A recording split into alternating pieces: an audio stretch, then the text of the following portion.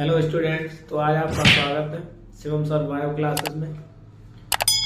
काफ़ी समय हो गया आप लोगों के लिए वीडियो नहीं बना पाए कुछ समस्याओं के चलते। आज हम आपके लिए लेकर आए हैं जो हाल ही में 12th का पेपर हुआ था बायो का, जीव विज्ञान का जो पेपर हुआ था उसका रिव्यू लेकर आए हैं। जैसा कि हमने आपको पढ़ाया था सेम वे में पेपर आया, उसी तरीके से जो भी हमने आपको करवाया था उसके ही चलते आज आपका उस पेपर का रिव्यू लेकर आ रहे हैं। पहले तो ऑप्शनल आपके जो क्वेश्चन आए थे, मुझे नहीं लगता है बच्चों की ये भी आवश्यकता हो कि बगल वाले बच्चे से ही पूछ ले इसका क्या हो सकता है। सभी बच्चों को जाहिर सी बात है पता होगा। तो ऑप्शनल में फर्स्ट जो क्वेश्चन था, भ्रूण कोश में कोशिकाएं होती हैं, किस प्रकार की होती है? त्रिगुणित कोशिकाएं होती है।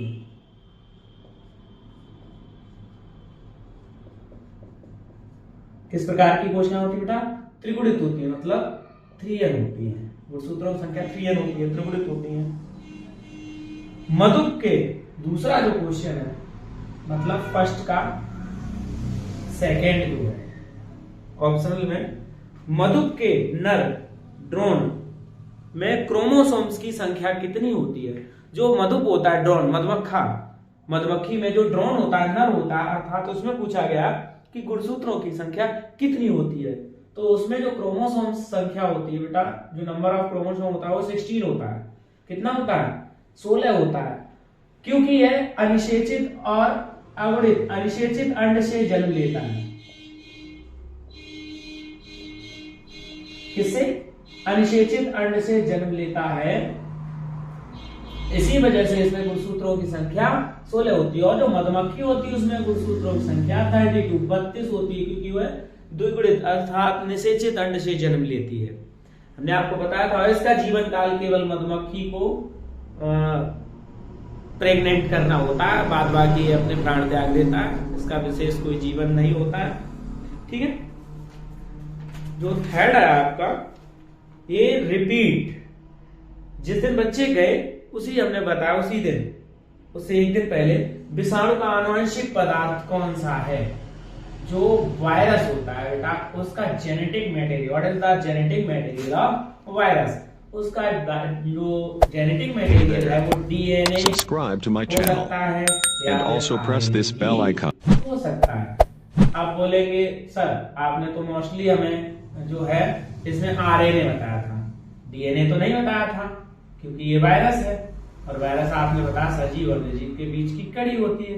इसी वजह से तो, क्योंकि वो सजीव और निर्जीव के बीच की कड़ी होती है, उसमें जैविक और अजैविक दोनों प्रकार के लक्षण होते हैं।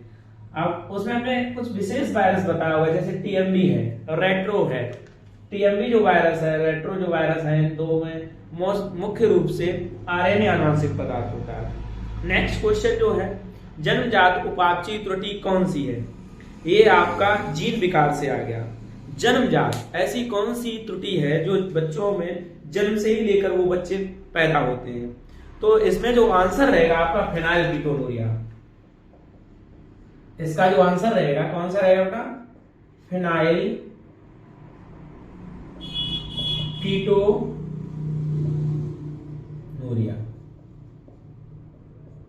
ये भी आपको करवाया था हमने, एल्केप्टोनुरिया, फेनाइलकेप्टोनुरिया, जो जीन विकार पढ़ा था। इसमें जो टायरोसिन एमिनो अम्ल होता है उसका संश्लेषण सही से नहीं हो पाता है, फिर उसकी अधिकता के कारण फेनाइलकीटोनुरिया नामक जन्मजात त्रुटि बच्चों में जनरेट हो जाती है।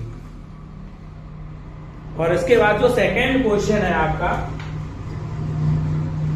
सेकंड क्वेश्चन जो ऑप्शनल में नहीं है, रिटन में आता है और ज्यादा नहीं लिखना पड़ता है। फाइलेरिया रोग के रोग कारक का जन्म वैज्ञानिक नाम। जो फाइलेरिया रोग है, एलिफेंटियासिस डिसीज, उसका रोग कारक पूछा गया, तो वो क्या है? बूचेरेरिया। कौन सा बेटा? बूचेरेरिया। कई बार बता, और ये आपके प्री बोर्ड एग्जाम भी हुए थे अपने स्कूल में जो कराए गए थे मां सरस्वती में, तो उसमें भी प्री बोर्ड एग्जाम के जो 5 सेट हुए हैं उसमें 2-3 सेटों में शायद आया था बूचेरेरिया बैक्टीरिया जो होता है वो एलिफेंटियासिस डिसीज जो होता है, एक कृमि होता है उसका जंतु वैज्ञानिक नाम है। ठीक है, नेक्स्ट है इसका, ये का था, दूसरे का जो खा है, डीएनए एवं आरएनए में कोई अंतर। सभी बच्चों को एक अंतर नहीं, बहुत सारे अंतर शायद याद है डीएनए में और आरएनए में। ये खुद में बता रहा है, डीएनए में डीऑक्सी शर्करा पाई जाती है और आरएनए में राइबोस शर्करा पाई जाती है। डीएनए एक कुंडलीय मॉडल होता है और आरएनए डबल एक्सल अर्थात 2 कुंडलीय मॉडल होता है। और बताया था उसमें, यहाँ पर थायमीन के स्थान पर यूरेसिल विस्थापित हो जाता है आरएनए में। ठीक है, तो कई सारे कर सकते हैं आप। किन्हीं 2 जैव विविधता तप्त स्थलों के नाम बताइए। कितना सरल क्वेश्चन, हमने तो 4 बताए थे, जो इंडो-बर्मा का है, सुंडालैंड है और हिमालय है और पश्चिमी घाट है, आपको 2 लिखने थे। ठीक है, मानव वृषण में सर्टोली कोशिकाओं का क्या कार्य है। जो सर्टोली सेल्स होती हैं, वृषण जो होते हैं उनमें जो सर्टोली सेल्स होती हैं वो शुक्राणुओं को पोषण प्रदान करती हैं। ठीक है, ये भी उससे 2 दिन पहले आपको बताया था। डीएनए अणु को कौन सा एंजाइम तोड़ता है। अरे ये तो मतलब सरल नहीं, सरलतम क्वेश्चनों में से डीएनए अणु, और 100 बार हम तो पक गए थोड़ा इसको बताते बताते। सभी बच्चे भी बोलने लगे भैया आप ये रोज बता देते हो, तो हमने कहा कोई बात नहीं, आ सकता है, और वो आ भी गया। डीएनए अणु को जो होता है एंडोन्यूक्लियस एंजाइम, कौन सा, एंडोन्यूक्लियस एंजाइम, यहाँ लिख दें, बाद बाकी स्किप कर दी हमने, बता दिए इस वजह से। डीएनए अणु को कौन सा एंजाइम तोड़ता है, एंडोन्यूक्लियेज।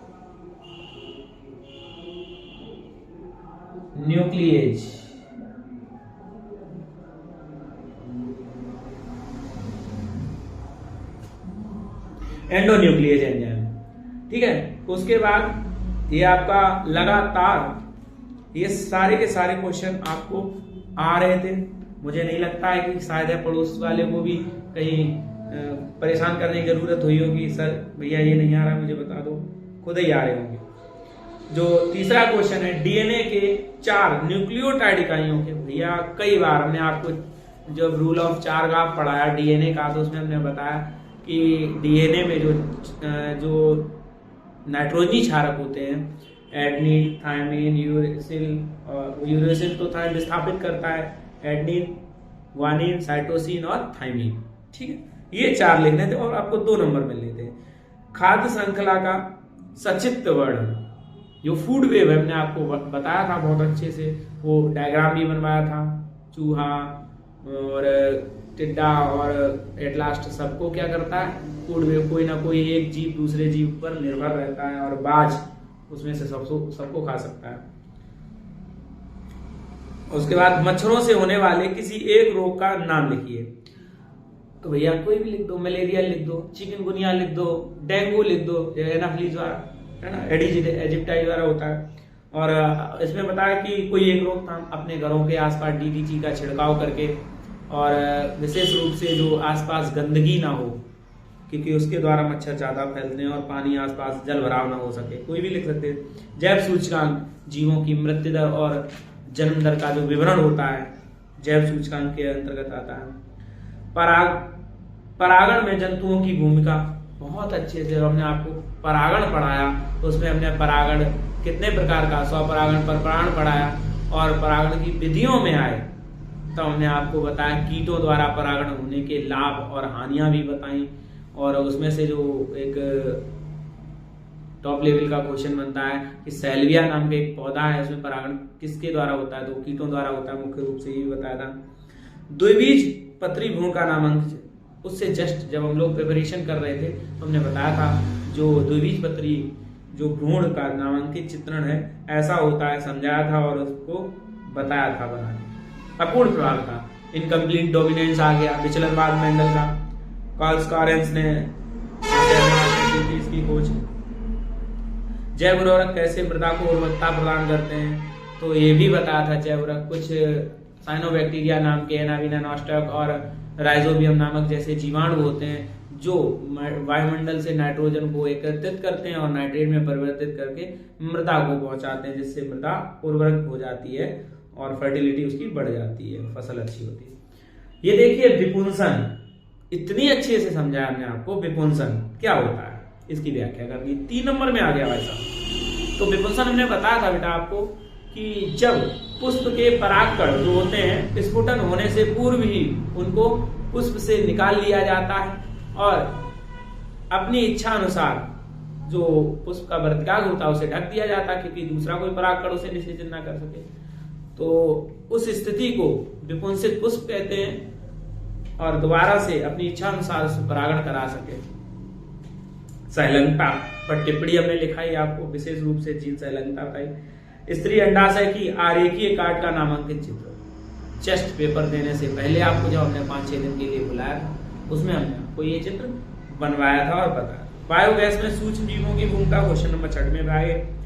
तो बायोगैस उत्पादन में सूक्ष्म जीवों की भूमिका हमने आपको बताया था। जो गोबर होता है उसको एकत्रित करके बड़े बड़े डैम्स बायोगैस संयंत्र में डाला जाता है, जिससे गोबर में उपस्थित सेलुलोज की शर्कराएं जो होती हैं और गोबर में उपस्थित मैथेनोन बैक्टीरियम नामक बैक्टीरिया होते हैं उन शर्कराओं को तोड़ता है, जिससे विशेष रूप से ऊर्जा निकलती है, वो मेथेन गैस के रूप में निकलती है। CH4 और कुछ सहायक गैसें CO2 और H2 कुछ और गैसें भी निकलती हैं, जो कि हम लोगों के जीवन काल में उसका महत्व भी है।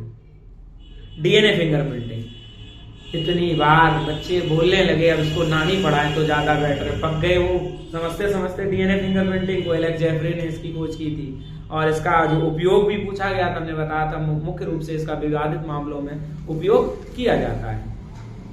रॉबरी हुई, कुछ आपसी झगड़े हुए और रेपिस्ट केस जो हुए उनमें। आदिमानव पर संक्षिप्त टिप्पणी, अभी इसमें क्या बताएं क्या हम आपको, आदिमानव, ठीक है। तो आदिमानव के बारे में हमने बताया था आपको, उसके ऊपर संक्षिप्त टिप्पणी वर्णन करना था आपको। सहोपकारिता, ओहो भैया इससे ज्यादा सरल क्या होती है। एक जीव को लाभ होता है, दूसरे को हानि, ना ही लाभ होता है ना ही हानि होती है, उदासीनी होती है। धनात्मक पारस्परिक क्रियाओं में से आगे हमने आपको बताया था, जैसे कि आम के पौधे पर ऑर्किड का उगा हुआ पौधा। अब आगे 5 नंबर पे लॉन्ग क्वेश्चन, ऐसा कोई क्वेश्चन नहीं है जिसमें आपके 5 नंबर के क्वेश्चन में आया ना हो आपको पढ़ाया हुआ। रासायनिक उर्वरकों और कीटनाशकों का उपयोग करते हुए सूक्ष्म जीवों की भूमिका, ये भी उसी से आ गया। मानव कल्याण में बायोटेक्नोलॉजी आ गई, देखिए मानव कल्याण में जैव प्रौद्योगिकी के योगदान का संक्षिप्त उल्लेख कीजिए। तो बायोटेक्नोलॉजी आ गया, आपको विशेष रूप से कर देना होगा और किया भी है बच्चों ने, जितना पढ़ाया था वही है। मानव जीनोम की मुख्य विशेषताओं का वर्णन, HGP से क्वेश्चन आ गया। मानव जीनोम परियोजना जिसे कहते हैं HGP, ह्यूमन जीनोम प्रोजेक्ट, इसमें मनुष्य के प्रत्येक जीन पर विशेष रिसर्च की जा रही, जो आनुवांशिक आने वाले रोग हैं उनको नियंत्रित किया जा सके, और बृहद प्रकार की ये योजना है। मेंडलीय विकार, जो मेंडलीय विकार है, मेंडल के जो विचलनवाद के सिद्धांत जैसे अपूर्ण प्रभावता है, सहप्रभावता, कॉन्करेंस और ह्यूगो डिब्रीज ने इनके ऊपर इनके पुनर्खोज की, इनके नियमों पर, और उसको अध्ययन किया और मेंडलीय विकारों को अलग किया। या फिर अथवा में कर सकते थे, इसके नीचे आ गया था पारितंत्र की परिभाषा लिखिए, इकोसिस्टम, इसकी परिभाषा लिखनी थी। उसके बाद आपको पता था पारितंत्र जैव और अजैव घटकों के मिलने से ही जो पृथ्वी पर है वो पारितंत्र कहलाता है, ठीक है। पारितंत्र अलग अलग प्रकार के भी पारितंत्र हैं, लेकिन वो उसमें है 2 ही चीजें, जैविक घटक का संबंध अजैविक घटक से होगा, अजैविक घटक का संबंध जैविक घटक से होगा। हमने आपको अजैविक घटक पढ़ा था, सूर्य का प्रकाश, जल, वायु, और जैविक घटक पढ़ाए थे, उत्पादक, उपभोक्ता, अपघटक, ठीक है। अपघटक में भी 3 बताए थे, मतोपजीवी, सहजीवी, परजीवी, ये आपको डिफाइन करने थे अच्छे से। तो आई होप पेपर जो है ऐसा कोई क्वेश्चन नहीं है जो आपको विधिवत पढ़ाया हुआ समझाया हुआ ना हो, इसीलिए हम आज आपके लिए इस पेपर का रिव्यू लेकर आ गए। और कई दिनों से जो है वीडियो नहीं बना पाए तो समस्याओं के चलते, और ये जो वीडियो है जो आगे आने वाले बच्चे हैं जो कक्षा 11 से 12 में प्रवेश किए हैं उनके लिए भी इम्पोर्टेंट है किस प्रकार का पेपर आता है। तो यहाँ से ही चल के आप अपनी प्लानिंग कर सकते हैं कि अभी से, और आगे जो है आपको अब रेगुलरली आपको अच्छे से अच्छे वीडियोस प्रोवाइड कराई जाएंगी और होती रहेंगी। धन्यवाद, मिलते हैं नेक्स्ट वीडियो में सभी बच्चों के साथ। Thank you.